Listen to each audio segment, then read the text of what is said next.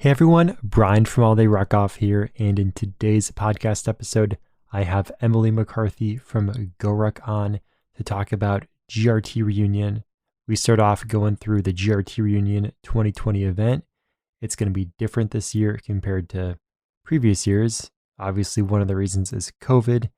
Another reason, they're kind of beta testing a brand new event called the Tough Star. So we kind of get into what their plan is for that, what you can expect if you're going to be at GRT Reunion 2020. And then we talk about some COVID related things after that, kind of how GORUCK's been pivoting, making some changes to their events. We also talk about other things Emily has going on, working with the Give team, the giant Mac V1 boot donation, the mask donation, all that good stuff. This is actually the first part of a kind of two-part podcast. After we had kind of wrapped up the whole GRT Reunion thing, we talked a lot about Jason's new book. It's an awesome book. There's going to be another follow-on. Wanted to kick that over to a separate podcast because I didn't want it to get lost at the end of this GRT Reunion podcast. So I hope you're excited for that. That one's coming in next week. This week, GRT Reunion 2020 podcast. You're listening to the All Day Ruckoff podcast, episode number 163.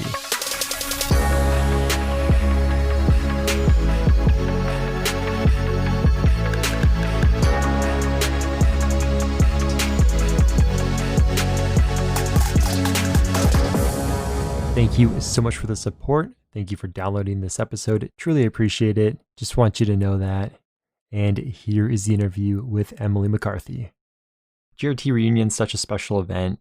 It happens every year. It's just kind of like bring everyone together. It got postponed this year, and then I finally got back from vacation. I was able to watch your video, and I was, really excited kind of about what you were talking about with some of the changes that are being made for kind of what you're testing, because it always seemed like GRT Reunion would be a wonderful place to test new things because it's, it's a special event. It's GRT Reunion. It's kind of something special for people who show up, they get to see something new. But then for the most part, I'm guessing it's people who have done at least one event. So the feedback you get, they have a comparison against other events. It's not like this is their first event and it's all they know. Right, exactly. And, it's evolved over the years, but it's usually been, a larger crowd and a lot of GRTs. A lot of people have done several events. I've heard occasionally there'll be someone that is not a GRT sneaks in there because they're looking for, a first event that's nearby, but that's rare. It's mostly people who really know us well. And so we're going to try out something new.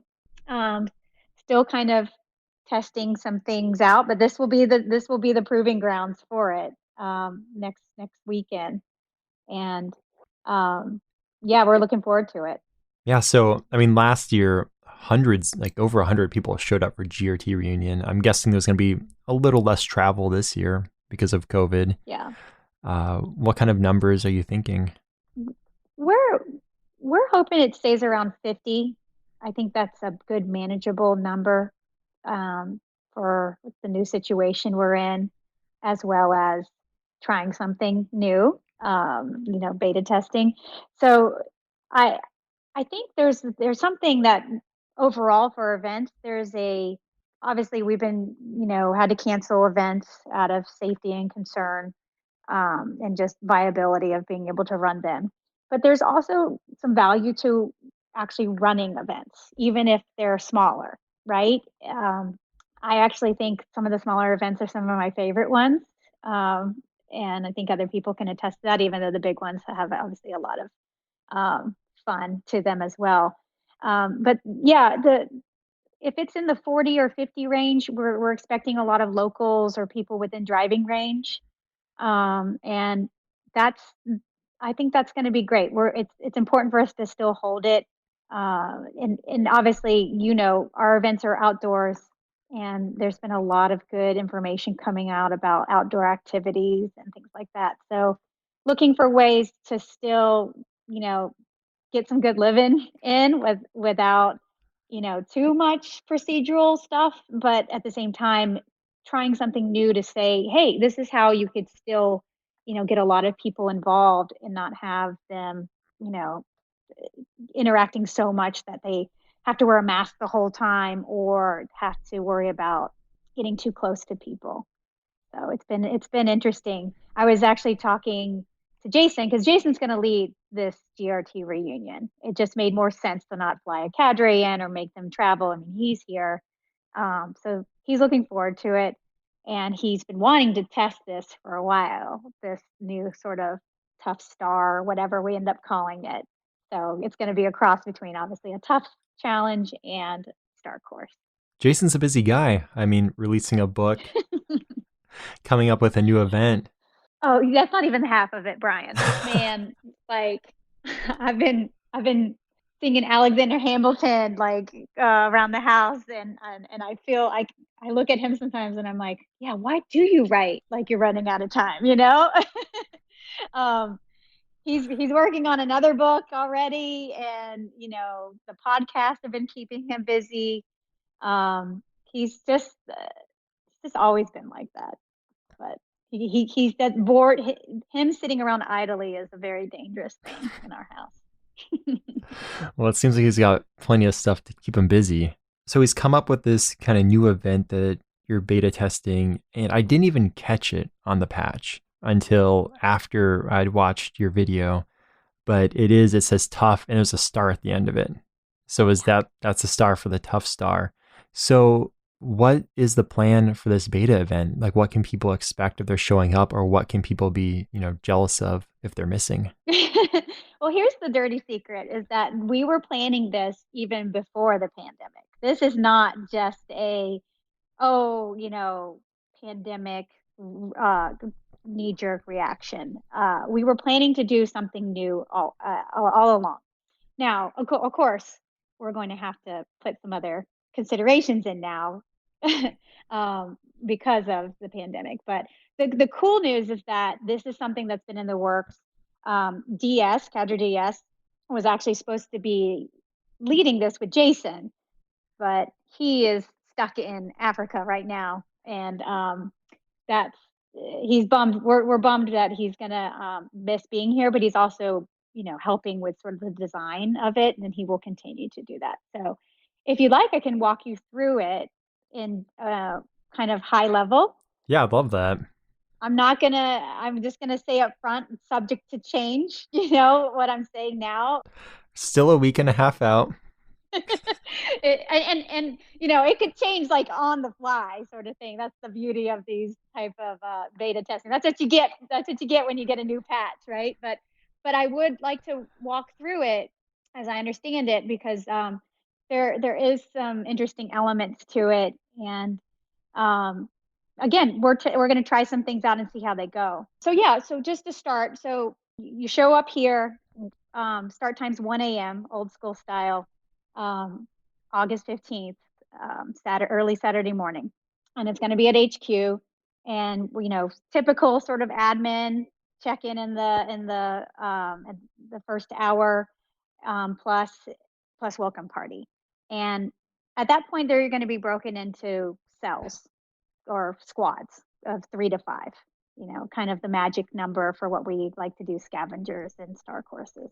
And that's been a number we've determined is just really great for like a close knit team. So once that's broken down, everything's sorted out, you're going to have your typical welcome party sort of stretched out on the beach, probably going to get wet, and then you're going to come back to headquarters. And from there's going to be basically an hour of PT, and I'm not sure if it's going to be a hero WOD per se, but let's just say it's going to be a workout with a story attached. So, and we're thinking that we're going to have a time cap on that, so we can kind of, get that going. And the sort of TBD stuff is sort of what are the sort of cash out, what does that workout look like, and then is there a cash out that's group related? Brian, you and I are on a team with a couple others. We've got to get 200 push-ups done, cash out. How we divvy that up is up to us in our squad, right? So that is obviously going to give the people who need more, and give people who need less. So there's that team element worked in there. So after that, one of those first sort of WODs, then there'll be a movement. And this is where the star course element comes in. There'll be a movement card given to each squad, and the squads will go out, take their photo in front of the destination, come back, show the cadre the photo, and then once everyone's back, then you start your other WOD. So rinse and repeat that for, we're thinking 4 WODs plus 4 movements. Maybe 3 movements. It depends on. I think we want to end on a WOD when everyone's kind of around. But the point is that within your own squad, you can still sort of socially distance, or wear a mask amongst yourselves with that, but you will also be, you're going to be that group, and you're going to have to be comfortable with breathing the air around those people. But the other folks you're going to be spread out from, and you'll see them working. And this what we were going to do before is this idea of like, hey, maybe you didn't meet the time hack, you get some extra weight, or if you did just excel and we need to give you more. That's where kind of the sandbags sort of come in, and carrying those along the movements. We're kind of still working through that just because of COVID stuff. And I think because of where we're set up, we may just do like a disinfectant and water, rinse down station, and see, how that works. Obviously, people's comfort zone will work with that. But so, yeah, so there's time hacks, there's caps, there's going to be cash out group PTs, and then there's going to be your star course movements, and that are verified by your cadre upon the start, coming back to headquarters. So it's all going to basically sort of cloverleaf from a centralized area, meaning HQ, and starting and ending there, minus the welcome party on the beach, um, as a group.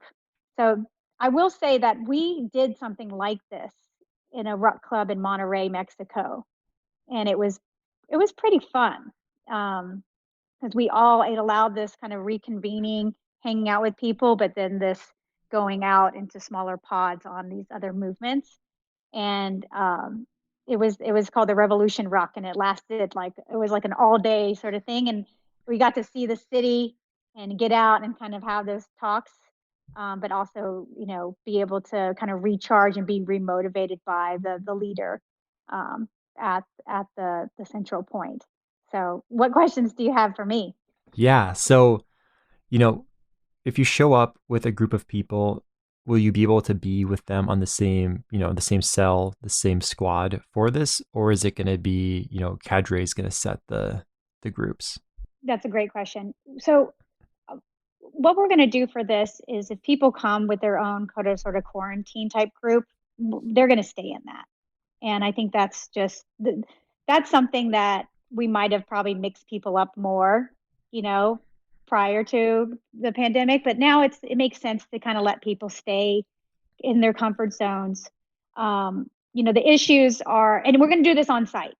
There's not going to be, for this one, for the beta. I mean, if this goes well and there's a chance to sort of scale, or, push out to other areas, which I know there's some interest there, from the Rec Club leaders, then we'll figure out. Maybe it's sort of a star course. You submit your team beforehand, and you're already sort of grouped up. But being that this being, we've done this before, we're going to be able to let people. They got that admin time to get people sorted out.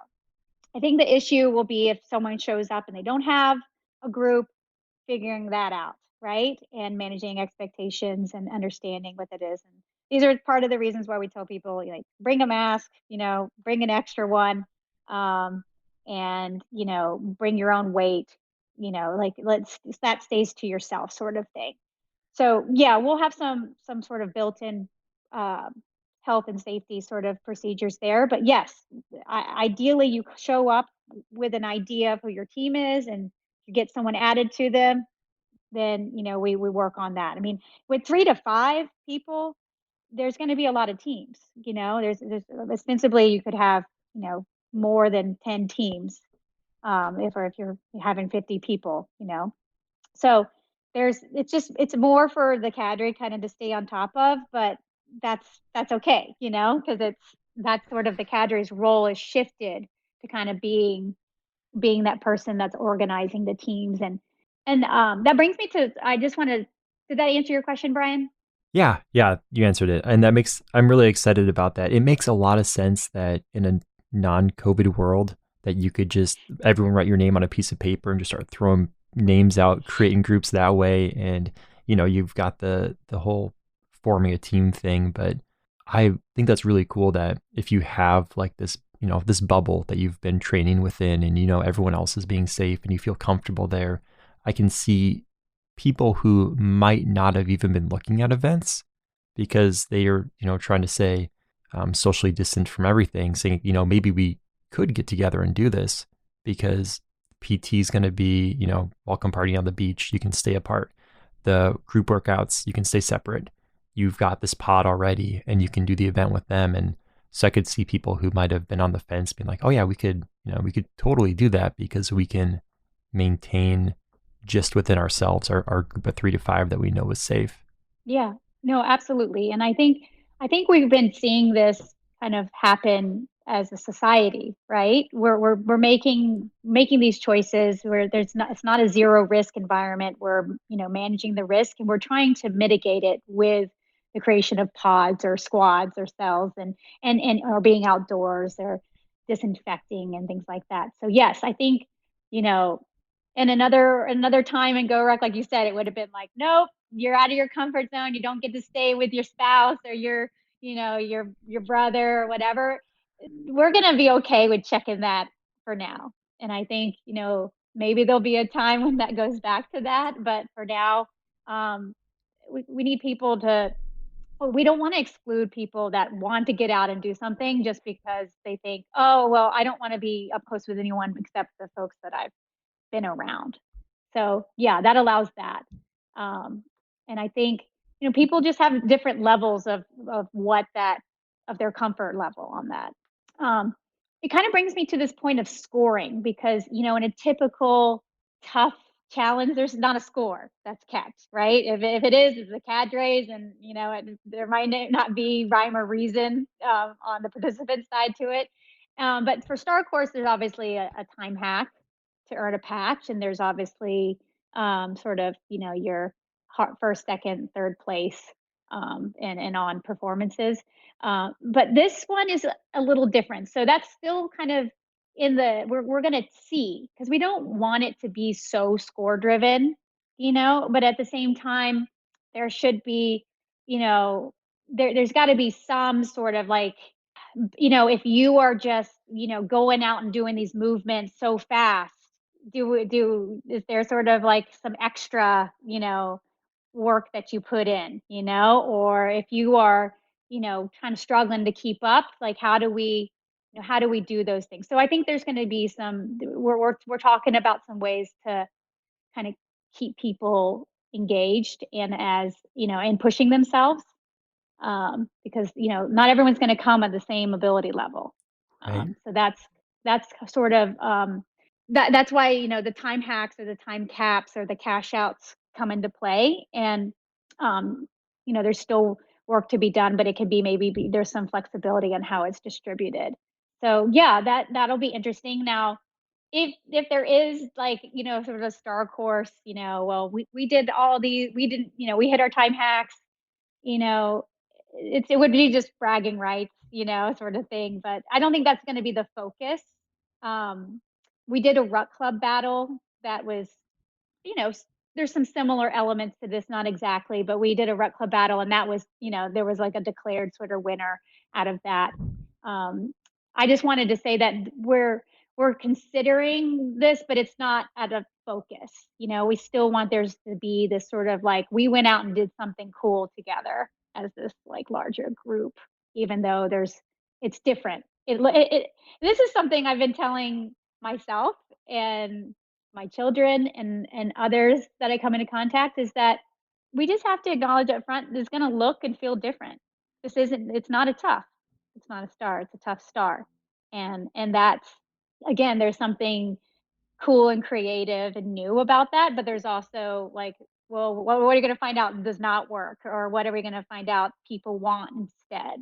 And this is where having the leaders and that, our rec club leaders and the GRTs that know this will be able to say, wow, this was awesome, this new addition, or I hated this because of, X, Y, and Z. And that's great. That's great feedback um, for us to get as an events company and a people company.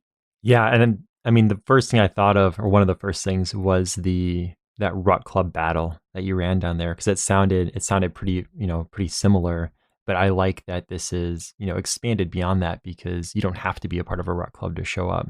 You know, Mm-hmm. you can have your squad, your social distance circle show up, or you can just show up and get together with another group, and then yeah, that my head went right to competitiveness as well because that's where that's where my head's at these days. But I was, thinking of different things, and I don't know what you guys have considered, but for like a pretty competitive version of it, you could have like after each movement when a team gets back, like some set of workouts that they can do, and like that's where you gain the points. So if you get Mm-hmm. back Mm-hmm. first, then you start cycling through this workout, scoring up points, and then you do that till the last team gets back. So the Yeah. first team's not just hanging out, high fiving for 10 minutes Yeah. while the R team comes back. Yeah, the goal is not to is to minimize the downtime, right? Right. Because that's when things get boring. And the best sort of GORUCK events that I've done is when there never seemed like there was downtime. It was just even running through administrative stuff, it felt like you were still there. And I think there's an art and a science to doing that. I mean, I think teachers have to do this. I think this, you got their attention, don't lose it, right? So, but what I think what for the sake of this experiment, we're going to score.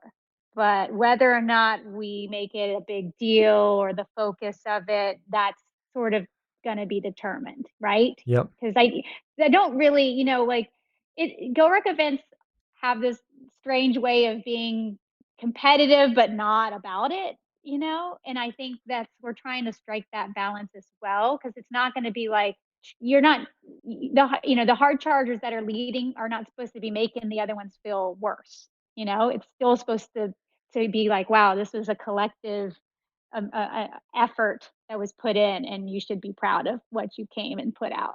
So Yeah. um And it's really interesting because, like you said, this isn't a tough, right? And this isn't a star. This is a tough mhm. star. And so you're taking a tough, which is everyone's one team. You're all working together against the cadre or with the cadre, however how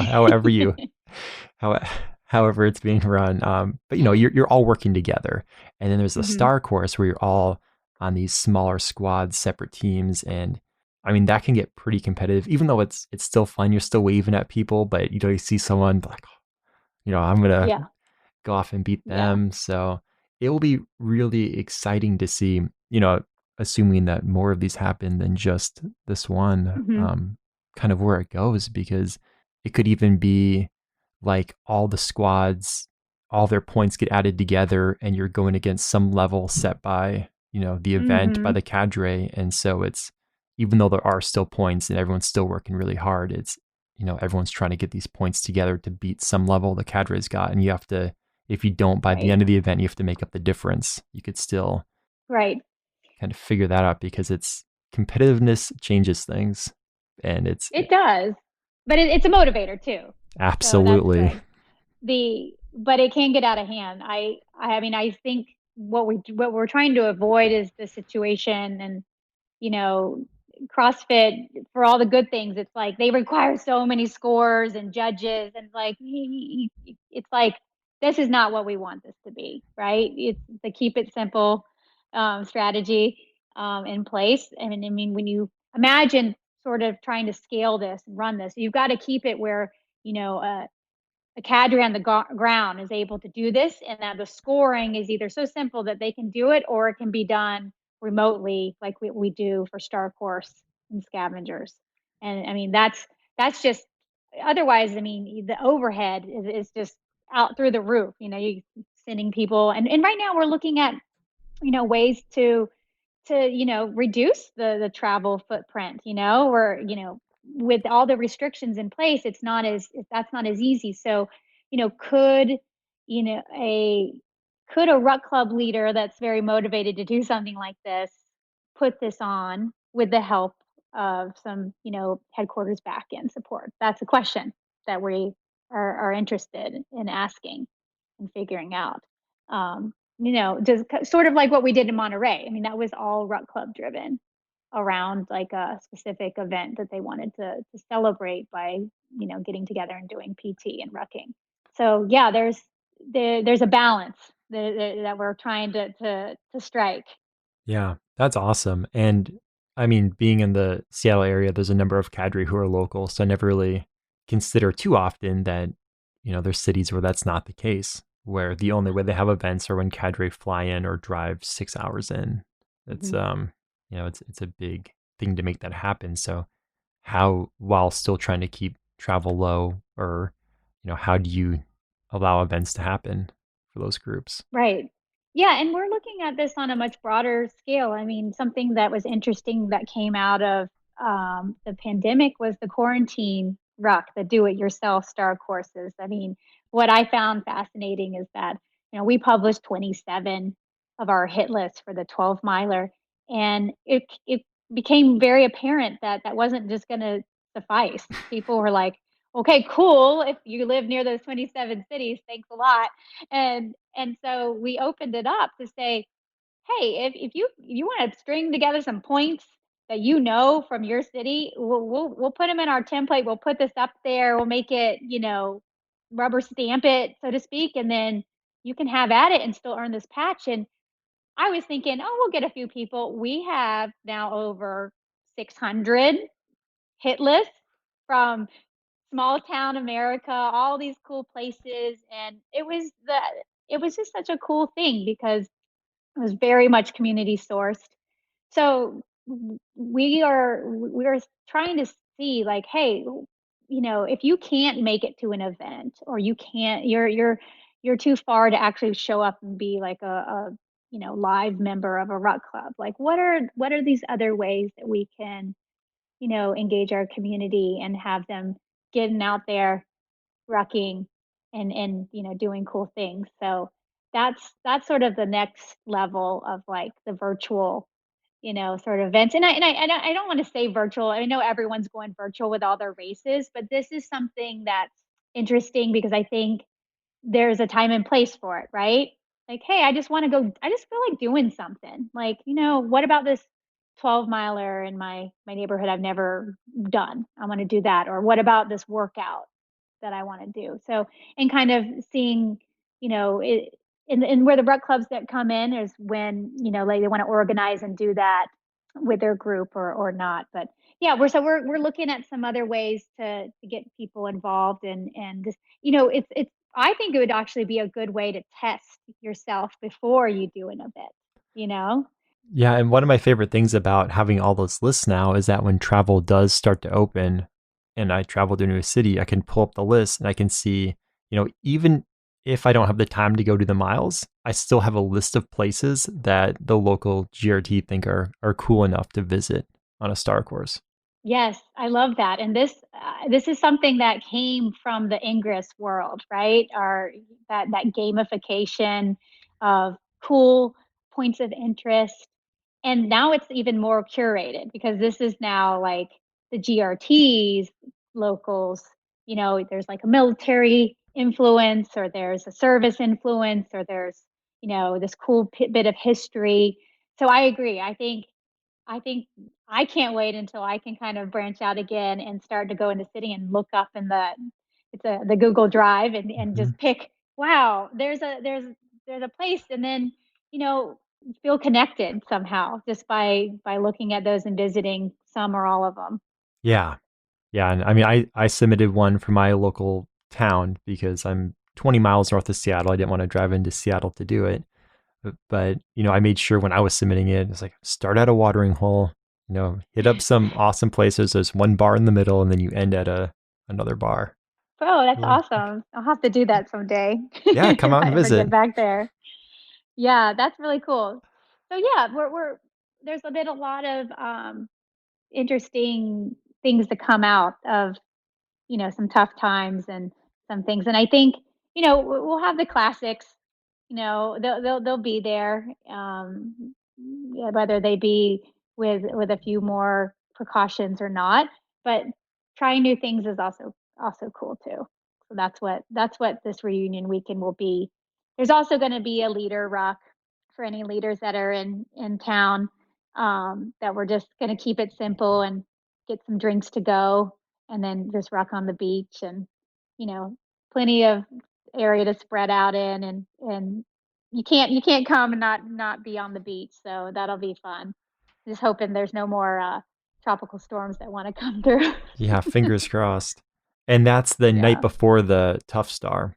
Yes, I think, having asked people, they said the night before the 1 a.m. event would be best. So it's going to be from 7 to 8. So we'll catch the beginning of the sunset and allow people some time after that to have grab a bite to eat or do whatever they need to do before 1 a.m. And there's a donut ruck as well. Is that before? Is that the morning of, or is that after the event? That'll be the morning before. So Jason has been running our donut rucks. They start at 6:30 with an SRT type workout, and then at 7 a.m. there's a donut ruck. I did find out that Jason sometimes was skipping the donut part, and so I told him, "You have to take the people on to the donut, Jason." um, so he started doing that. um, and we had a really good crowd last week. There was just people in from like out of town, not too far away, just coming to, a hospital visit or passing through, or sometimes people vacation here that live in the interior of Florida. And, just looking to get their workout in. And it's great. So they get their workout, and then, they bring their kids too, and ruck up to the mini bar donuts and grab some donuts and coffee. And, it's usually done about 7:30, 8. So it's quick. So if people who are coming town, before then, they can catch that. I know. So we actually have a Ruck Club leader from Tallahassee who's coming in. And she's specifically coming in the night before Thursday in order to attend the donut ruck. She's also coming in to pick up the boot donations that we're making for the Tallahassee Police Department, following up on the buy one donate one. So that's been something I've been working on, and wrapping it up. It's been a lot of sizes and back and forth, but it's been really great to talk to these points of contacts and be like listening to them and what's going on. And you know there's just I think we forget sometimes that they're real people, that are feeling all of this too, and showing up for work and things like that. So it's been great to see that, be able to do something that's nice, and be like, hey, our community did this, and they you know and then on the flip side, like, we are donated recently some cross trainers and rucks, as well as over $12,000 to the Give Team, which is that inner city fitness group out of Orlando. They're actually up visiting Joe DeSena's farm right now, doing a burpee challenge, and it's been really cool because I'm sponsoring one of the Give Team athletes who I met when he came to headquarters and things like that. So it's just been a really, there's some great things that have come of the adversity, and it's caused a lot of great conversations. And while the work's not done, it's still been, I'm seeing it on the front level of kind of, we're going to do a wrap up and blog and kind of share this news, but I'm now kind of finishing that up too. And just, thankful for our community and how diverse it is, and how we are still building bridges in a lot of ways. That's awesome. And I had the Give team on a previous podcast episode, and it was great to talk to them, figure out, where the organization came from. And that's so cool. And so they're all outfitted with the new cross trainers that coming out in October.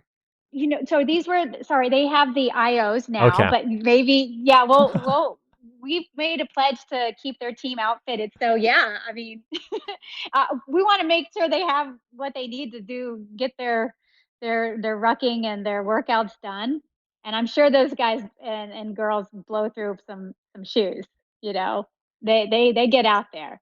What we're looking forward to is, kind of when it's the right time is going down to Paramore in Orlando and doing a workout there with them and possibly even an event. But I'm talking with their leader and just trying to find the right time to do it. Sometimes it's good to not force things. Yeah, With especially with during a with pandemic. yeah, and just they're traveling now and doing some cool things, but we're just gonna pick the right time when it's a little quieter and go do a workout with them and figure out what's the next step. But that's what's great. It's a two-way sort of conversation on these sorts of things, and I'm really feel fortunate to be a part of it.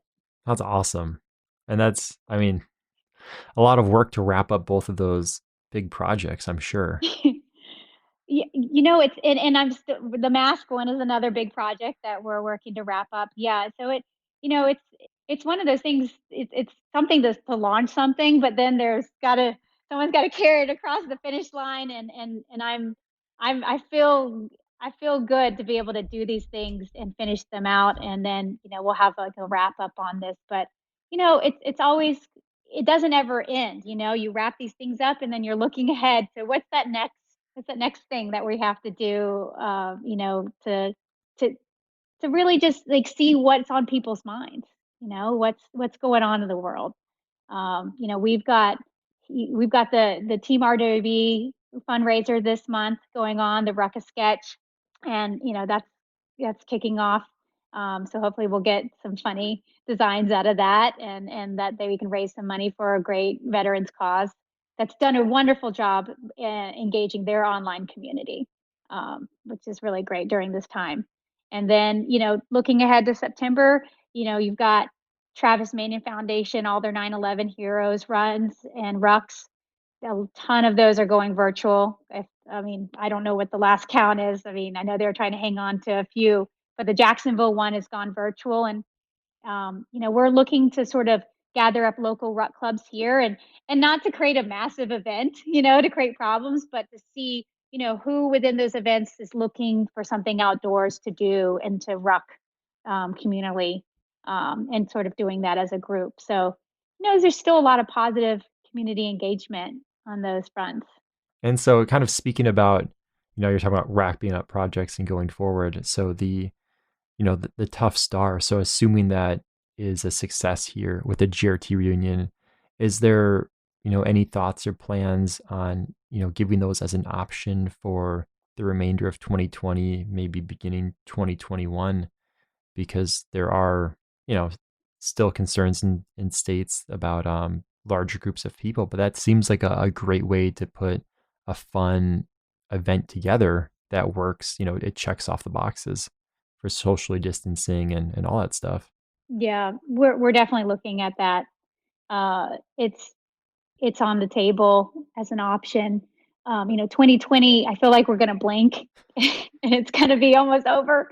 But at the same time, um, you know, looking at 2021, I mean, we're going to be launching some of that schedule here soon.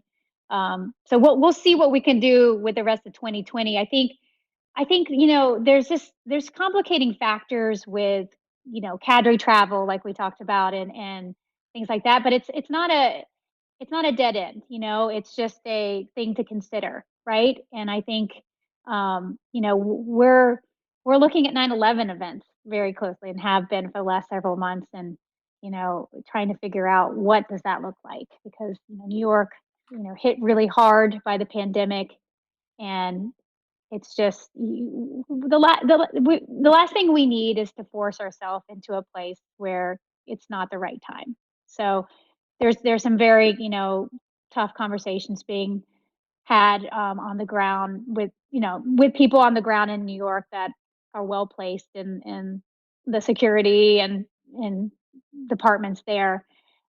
So, but again, I think there's opportunities. I mean, in a lot of ways, we're saying, okay, well, 2021, we're going to be optimistic. That's the 20th anniversary. We're going to go big, right? So for this year, what is it? What can we do that's different? And fortunately, we have such a great community of people that they send me ideas all the time, and I love it because I love collecting ideas and I love kind of throwing them on the wall and seeing like what can we actually do. I mean, they don't all convert to actually being executed, but just we're saying we're wondering if we just double down on Shanksville, Pennsylvania this year, making it really special, right? And it always has been special, but we haven't run an event there every year. But it's sort of like this little in between rural area between DC and New York.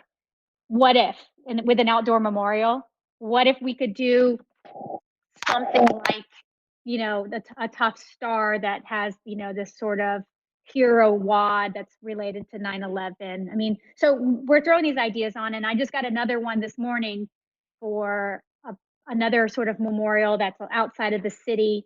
And I was thinking to myself, well, maybe that could just be a New York locals, I mean, if there's problem crossing borders or whatever. So everything's still being worked through. And sort of the beauty of a GORUCK event is that we can run these nimbly, right? Like someone was asking me about permits the other day, and I was like, there's actually when and where we have to get permits, we do. But in a lot of cases, the cities that we're talking to say, what, you're only going to be there for this amount of time and then you're going to be moving, and they're like, whatever, you don't need it for that, right? Or you're under the amount of people that are required. So we're able to adapt pretty quickly and say, hey, we're not going to be able to run these events that we've always run for our whatever, these reasons, but we are going to be able to do this, and this is what it's going to look like. So again, this is not set in stone yet, but these are sort of I mean, it's coming up, right? I mean, we're gonna make a call on this soon, and this has been happening since March. A lot of back and forth, and we'll run this, we won't, and stuff. And what I tell people, try to remind, is that this is we are able to adjust fairly quickly, within reason. It's not this kind of long stretched out thing, and we are able to sort of deal with things on a local level.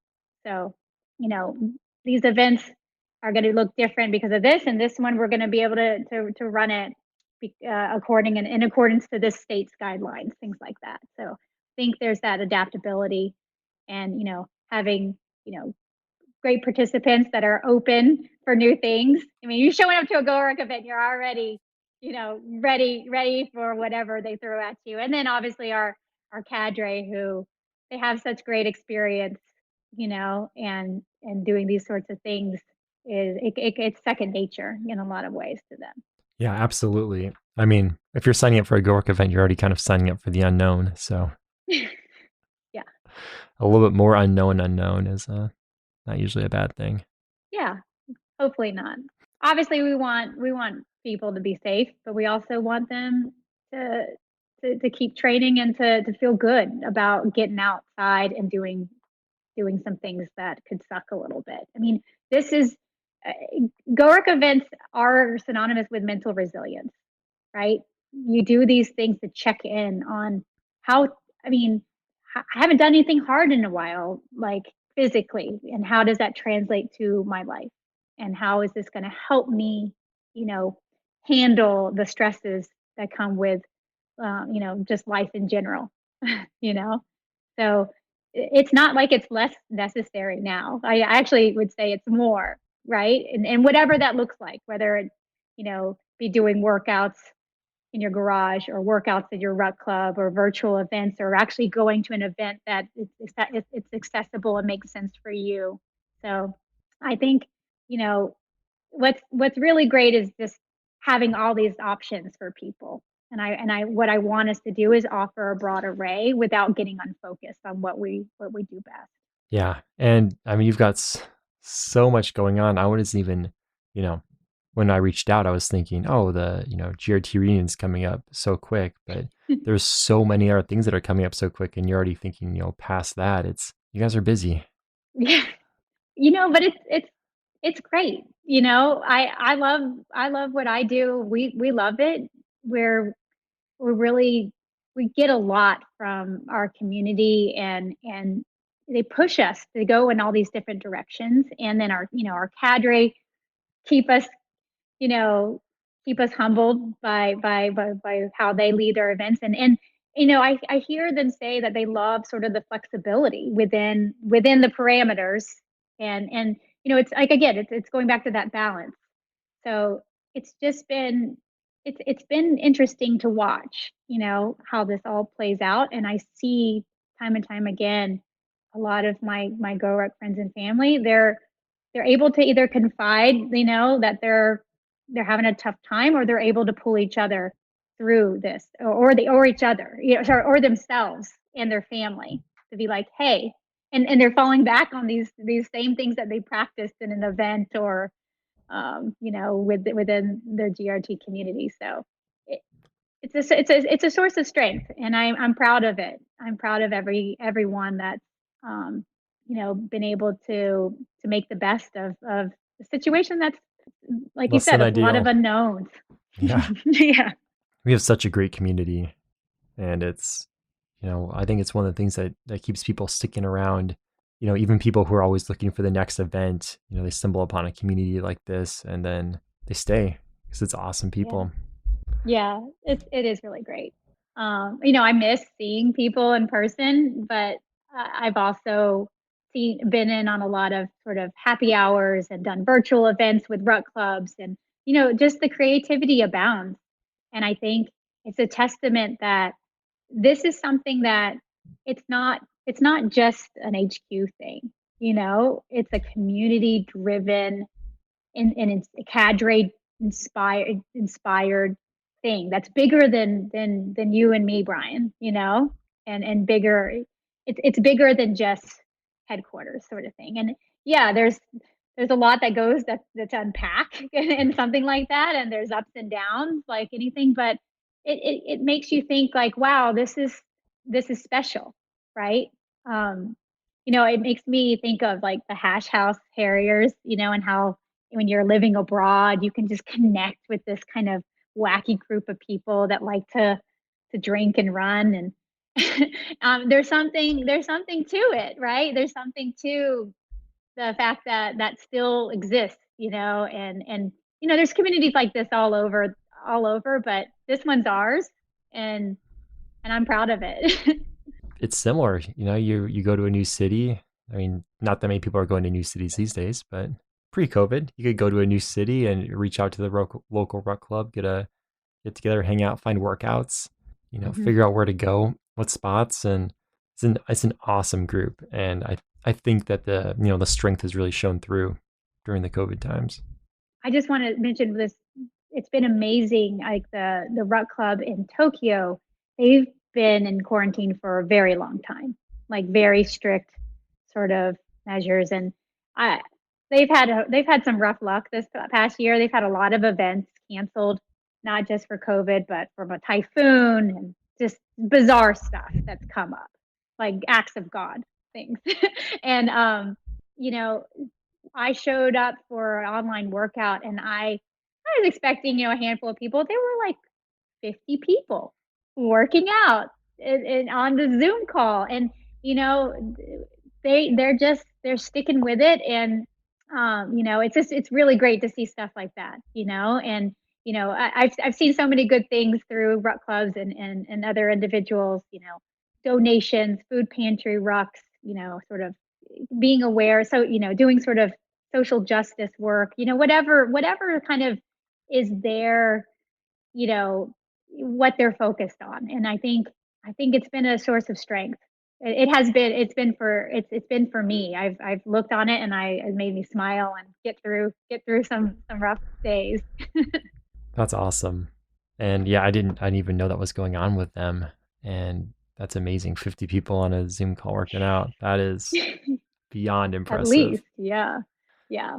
So I know So I'm backing up towards the amount of time that, I scheduled this call for, but I'm just wondering, is there anything else that we might have, missed related to either GRT Reunion, the Tough Star, anything in the future that you want to talk about that might be going on? I think we covered the reunion. I think, people come with an open mind and your ruck and it'll be great to see people. I'm excited. Barbecue at the end? Yes, yes. We are gonna let's do like a home style barbecue, I mean, when we've had larger groups, we brought in like food trucks or whatever, but for this size, we're just gonna keep it simple.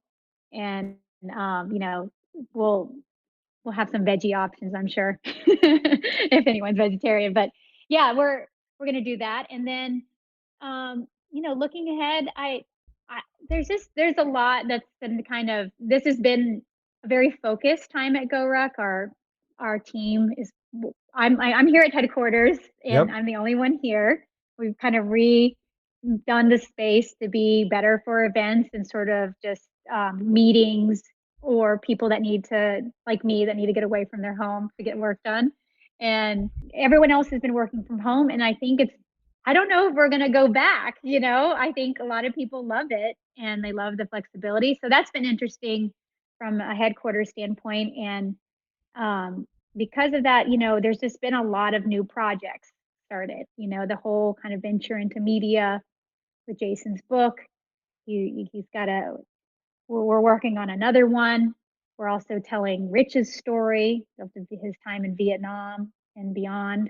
And so that's been really cool. And I think the podcast has been very inspirational for a lot of that work too. And and then there's this whole other side project Jason's working on that I can't get into it now, but it's sort of like an app related thing for fitness stuff. So that's going to be tested with our ruck clubs. We're going to start there. But I think it's taken a little bit longer because we kind of reimagined it, and now it's much broader in scope than what we originally thought. We originally were like, all right, we can get this app and it can connect people, but then now with everything, it's like we need something. We need to really think this through a little bit and think about sort of like something you build for the future, not just to solve this problem now, but to look ahead. So that's exciting because it's kind of a big project, bigger than what I think we were planning on. But Jason's been spending some time on that as well as the books, and I think he's looking forward to kind of getting out there and leading an event because it's been a minute for that. So he always gets inspired by that sort of stuff.